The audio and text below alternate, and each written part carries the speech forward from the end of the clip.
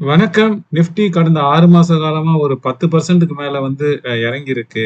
ஆனா ஒரு mutual fund பார்த்தீங்கன்னா, அந்த 6 மாசத்துல 7% ஏறியிருக்கு. நம்ப முடியுதுங்களா? அப்படி ஒரு ஃபண்ட் இருக்கு. ஸோ அந்த ஃபண்ட் என்ன? எதுல இன்வெஸ்ட் பண்ணியிருக்காங்க? அவங்களோட போர்ட்ஃபோலியோ எப்படி இருக்கு? இவங்களோட லாஸ்ட் 10 இயர்ஸ் ரோலிங் ரிட்டர்ன்ஸ் எப்படி இருக்கு? இந்த ஃபண்ட்ல இதுவரை இன்வெஸ்ட் பண்ணாதவங்க இப்ப இன்வெஸ்ட் பண்ணலாமா? இப்படி எல்லா டீட்டெயில்ஸும் நம்ம இந்த வீடியோல பார்க்கலாம்.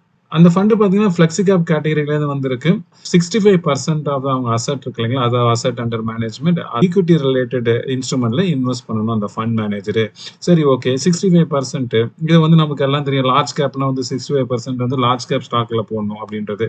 ஸோ இவங்க எதுல போடுவாங்க அப்படின்னா, இது வந்து ஃபண்ட் மேனேஜரோட டெசிஷன். அவர் வந்து அந்த 65% எடுத்து ஃபுல்லாவே எடுத்து லார்ஜ் கேப்லயும் போடலாம், ஃபுல்லாவே எடுத்து மிட் கேப்லயும் போடலாம், இல்ல ஸ்மால் கேப்லயும் போடலாம்.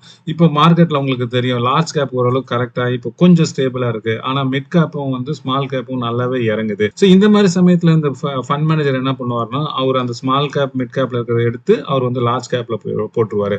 இதே லார்ஜ் கேப் இறங்கும் போது மத்த இது மிட் கேப் ஸ்மால் கேப் ஏதாவது மேல போச்சுன்னா அதுல மாத்திப்பாரு. ஸோ இது ஒரு டைனமிக்கா இருக்கும். ஸோ அந்த மாதிரி இருக்கும்போது நம்ம வந்து லார்ஜ் கேப்ல போட்டோமே அது இறங்குச்சுன்னு வருத்தப்பட தேவையில்ல, இல்ல மிட் கேப்ல போட்டோமே இறங்குதேன்னு வருத்தப்பட தேவையில்ல.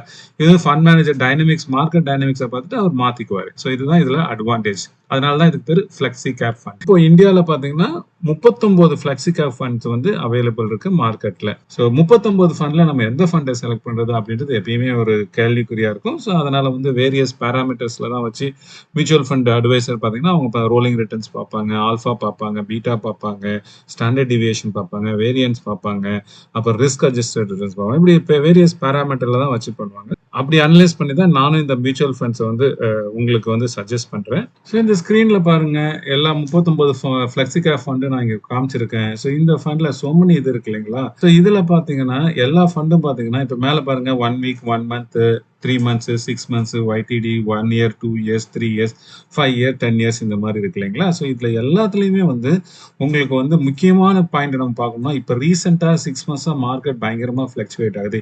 இதுல வந்து எப்படி வந்து இந்த ஃபண்ட்ஸ் எல்லாம் பெர்ஃபார்ம் ஆயிருக்கு அப்படி பார்த்து அதுல இருந்து தான் எடுக்கணும். ஏன்னா வந்து ஜென்ரலா 1 இயர்ல பார்த்து 2 இயர்ஸ்ல பாத்தீங்கன்னா வந்து 3 இயர்ஸ்ல நல்லாவே பெர்ஃபார்மன்ஸ் பண்ணியிருக்கோம். ஆனா ரீசெண்டா லாஸ்ட் இந்த 6 monthsக்குள்ள பாத்தீங்கன்னா பயங்கரமா வாலட்டைல் இருக்கும். ஸோ அந்த மாதிரி ஃபண்ட் பாத்தீங்கன்னா நம்ம எப்பயுமே அவாய்ட் பண்றது நல்லது. ஏன்னா வந்து அதுல வந்து ரொம்ப ரொம்ப வந்து ரிஸ்க் அதிகம். ஸோ எந்த ஃபண்ட் வந்து கம்மியா கரெக்டா இருக்கோ அதை பார்த்து நம்மளுடைய ரிஸ்க் ப்ரொஃபைலுக்கு தகுந்த மாதிரி நம்ம எவ்வளவு டியூரேஷன் இன்வெஸ்ட் பண்றத பொறுத்த மாதிரி நம்ம செலக்ட் பண்ணிக்கலாம். நீங்க எல்லா மியூச்சுவல் ஃபண்ட் பாத்தீங்கன்னா மைனஸ்ல வந்திருக்கு. பட் ஏன்னா இந்த ஃபண்ட் பாத்தீங்கன்னா பராக் பரேக் ஃபிளெக்ஸி கேப் ஃபண்ட் பாத்தீங்கன்னா இது எல்லா இதுலயுமே வந்து உங்களுக்கு ஓரளவுக்கு பாசிட்டிவா தான் இருக்கு. ஸோ 6 monthsல பாத்தீங்கன்னா 6.76% கொடுத்துருக்கு. மத்த எல்லா ஃபண்டும் பாத்தீங்கன்னா மோஸ்ட்லி எல்லாமே வந்து இந்த 6 monthsல வந்து நெகட்டிவ்ல தான் ரிட்டர்ன்ஸ் கொடுத்துருக்கு. ஸோ இப்போ நம்ம இந்த ஃபண்டோட என்ஏவி எவ்வளவு அசெட் இவங்க மேனேஜ் பண்றாங்க, இதுல என்னென்ன ஸ்டாக் இருக்கு, எப்படி இந்த ஃபண்ட் மட்டும் 6 months இல்ல இந்த டவுன் டைம்ல வந்து எப்படி இது நல்ல ரிட்டர்ன்ஸ் கொடுக்குது அது எல்லாமே நம்ம டீடைல்ஸா பார்ப்போம். நான் ஆம்பி சர்டிஃபைட் மியூச்சுவல் ஃபண்ட் அட்வைசர். உங்களுக்கு மியூச்சுவல் ஃபண்ட்ஸ்ல இன்வெஸ்ட் பண்ணணும், ஒரு நல்ல மியூச்சுவல் ஃபண்ட் வந்து உங்க ரிஸ்க் ப்ரொஃபைலுக்கும் உங்க ஃபினான்ஷியல் கோல்ஸ்க்கும் தகுந்த மாதிரி நீங்க செலக்ட் பண்ணணும். இல்ல ஒரு நல்ல ஸ்டாக்கை வந்து ஒரு லாங் டேர்ம் இன்வெஸ்ட்மெண்ட்க்கு செலக்ட் பண்ணணும். இல்ல உங்க கரண்ட் போர்ட்ஃபோலியோ வந்து அந்த அளவுக்கு ரிட்டர்ன்ஸ் தரல, அதை ரிவ்யூ பண்ணி ரீபேலன்சிங் பண்ணணும். இந்த மாதிரி இன்வெஸ்ட்மெண்ட் ரிலேட்டட் எந்த கொரிஸா இருக்காலும் இங்க கொடுத்துருக்க மொபைல் நம்பர்ல நீங்க கான்டாக்ட் பண்ணலாம். ஸோ பராக் பராக் ஃபிளெக்ஸி கேப் ஃபண்டோட வந்து என்ஏவி பாத்தீங்கன்னா 87 rupees 74 paisa இருக்கு.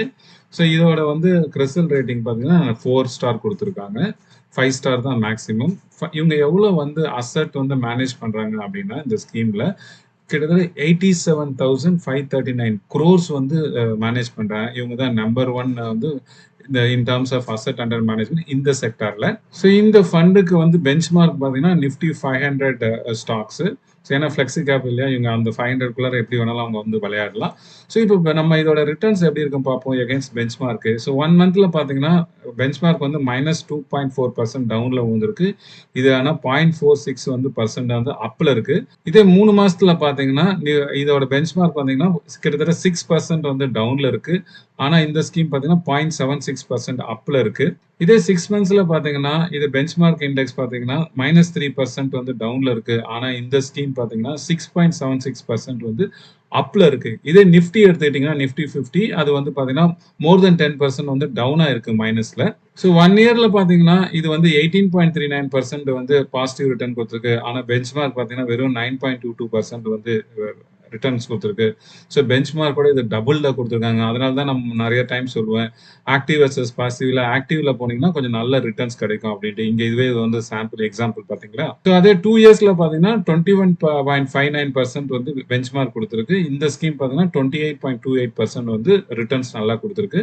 இதே நீங்க 5 இயர்ஸ்ல பார்த்தீங்கன்னா பெஞ்ச்மார்க் வந்து 17.92 இது பார்த்தீங்கன்னா 24.78. ஸோ எல்லா இதுலயுமே பார்த்தீங்கன்னா பெஞ்ச்மார்க் இது வந்து பீட் பண்ணி தான் இருக்கு. ஸோ இந்த ஃபண்ட் பார்த்தீங்கன்னா 24th May 2013ல வந்து ஆரம்பிச்சிருக்காங்க. கிட்டத்தட்ட ஒரு 12 வருஷம் ஆச்சு இத ஆரம்பிச்சு. இப்ப பார்த்தீங்கன்னா 12 வருஷத்துக்கு முன்னாடி நீங்க வந்து இந்த ஸ்கீம்ல ஒரு ரூ. 1,00,000 போட்டிருந்தீங்கன்னா, இன்னைக்கு அதோட வேல்யூ பார்த்தீங்கன்னா ரூ. 8,77,000 இருக்கும். ஸோ உங்களுக்கு வந்து பார்த்தீங்கன்னா 7.76 டைம்ஸ் வந்து குரோத் கிடைச்சிருக்கு. உங்களுக்கு தெரியும் நீங்க ஒரு எஃப்டில போட்டீங்கன்னா, அதுல குடுக்குற 7%க்கு வந்து அத டபுள் ஆகுறதுக்கே உங்களுக்கு வந்து 10 வருஷம் ஆகும். இந்த கேஸ்ல வந்து லாஸ்ட் வந்து 12 இயர்ஸ்ல வந்து 7.7 டைம்ஸ் வந்து ரிட்டர்ன்ஸ் குடுத்திருக்கு. அதே மாரி 10 வருஷத்துக்கு முன்னாடி நீங்க எஸ்ஐபில ஒரு ரூ. 1000 இந்த ஸ்கீம்ல போட்டிருந்தீங்கன்னா, இன்னைக்கு அதோட வேல்யூ பார்த்தீங்கன்னா 3,64,000 வந்திருக்கும். ஸோ ஒரு வந்து பார்த்தீங்கன்னா 21% வந்து சிஏஜிஆர்ல ஆனுவலைஸ் ரிட்டர்ன் குடுத்திருக்கும். ஸோ இந்த ஃபண்டுல பார்த்தீங்கன்னா மொத்தம் 62 ஸ்டாக் வச்சிருக்காங்க. ஸோ அதுல மேஜரா பார்த்தீங்கன்னா லார்ஜ் கேப்ல பார்த்தீங்கன்னா ஒரு வந்து 50% வச்சிருக்காங்க. மிட் கேப்ல பார்த்தீங்கன்னா ஒரு 2% வச்சிருக்காங்க. ஸ்மால் கேப்ல பார்த்தீங்கன்னா 4.27% வச்சிருக்காங்க. இப்போ வந்து மிட் கேப்பும், ஸ்மால் கேப்பும் வந்து இறங்கிட்டு இருக்கனால அவங்க லார்ஜ் கேப்க்கு அவங்க இத மூவ் பண்ணியிருக்காங்க.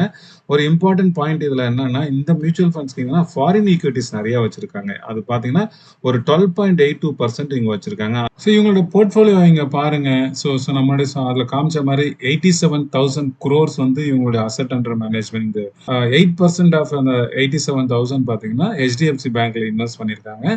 அதுல கிட்டத்தட்ட பார்த்தீங்கன்னா ஒரு 7,035 கோடி வந்து அதுல இன்வெஸ்ட் பண்ணியிருக்காங்க. அதுக்கப்புறம் பார்த்தீங்கன்னா பஜாஜ் ஹோல்டிங்ஸ் அண்ட் இன்வெஸ்ட்மென்ற கம்பெனில வந்து 7.22% வந்து இதுல இன்வெஸ்ட் பண்ணியிருக்காங்க. அது பார்த்தீங்கன்னா 6,300,222 கோடி.